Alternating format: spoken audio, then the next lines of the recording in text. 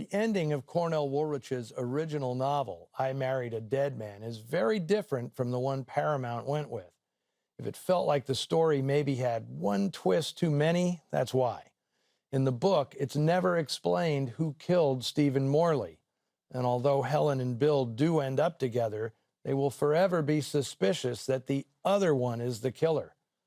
Such ambiguity was anathema in films of this era, and screenwriters earned their money jerry-rigging upbeat endings from Woolrich's grim finishes. Despite its far-fetched plot, the story's premise has proven irresistible to filmmakers over the years, and all over the world. Versions of I Married a Dead Man have been made in Japan, Brazil, India, France, and a comedy version, Mrs. Winterbourne, was made here in 1996, starring Shirley MacLaine and Ricki Lake. Although many movies have been made from Woolrich's stories, few are able to capture the dreadful, nightmarish tone of his best work. Sometimes, however, movies can do things better, and this film contains a prime example, the scene where Morley forces Helen to marry him. In the book, an internal monologue is needed to render the precise moment Helen realizes there's only one way out. But the combination of Mitchell Lyson's deft direction and Barbara Stanwyck's subtly expressive face, the audience understands everything without her speaking a word. That shot is one of my favorite Stanwyck moments, among many.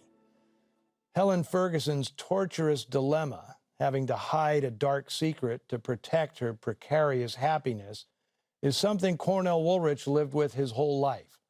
Not only did he remain deep in the closet, his self-loathing drove him to write more than a few stories mocking and abusing homosexuals. Mitchell Lyson was also gay, but in Hollywood at least, it was no secret. He had a reputation as a jovial and flamboyant character, comfortable enough with himself and his place in the business to openly flirt with his leading men. Lyson began his Hollywood career as a self-taught costume designer and art director, and in the 1920s he was an indispensable jack-of-all-trades for producer-director Cecil B. DeMille. In no time, DeMille was entrusting Lyson to direct second-unit footage, and by 1933 he graduated to directing his own pictures.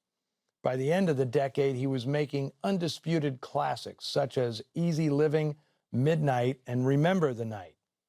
Yet despite his growing reputation, or maybe because of it, the writers of those pictures, Preston Sturges and Billy Wilder, openly disparaged Lyson.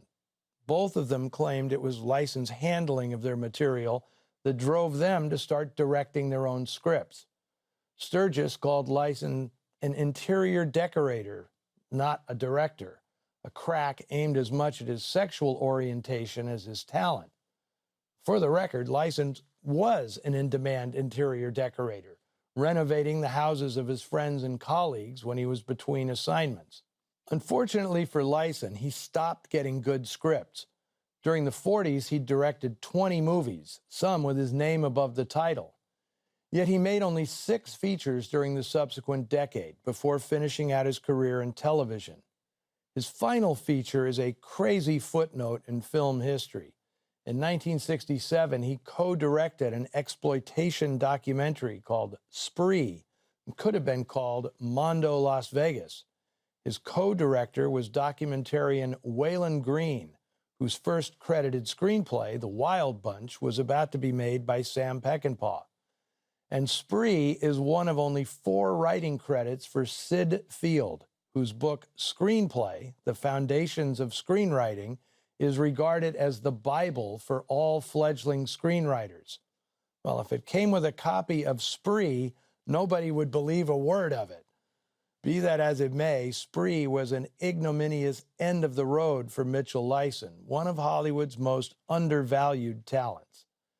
Next week, we'll be back with another film by a director who, like Mitchell Lyson, specialized in a genre other than noir.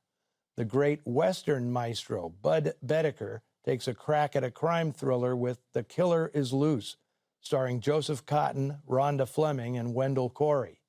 Until then, Noiristas, remember that we're all in this together. until death do us part.